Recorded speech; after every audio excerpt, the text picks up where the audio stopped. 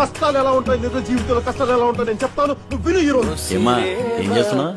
వరకు 5 లో ఉండేవారండి, ఇప్పుడు జాబ్ మానేసి వచ్చేసారు. ఏం జాబ్ చేస్తున్నావు? ఏం చేస్తున్నావు?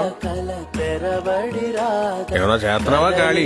పొద్దున్నే నిద్ర లేచి బుక్ పట్టుకుంటేనే కదా చదువు వచ్చేది. అర్ధరాత్రి పొద్దు కదా నిద్రపోతే ఏం బాగుపడతావు?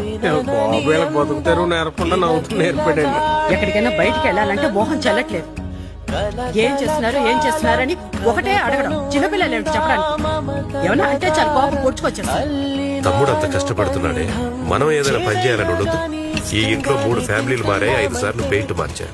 కానీ నీలోనేరా ఏ మార్పు లేదు. నీ వయసు వాళ్ళందరూ చక్కగా చదువుకుని పెళ్లిని చేసుకుని పిల్లా జల్లాతో హాయిగా మరి నువ్వు నా సంకనాకుతూ తిరుగుతూనే ఉన్నా.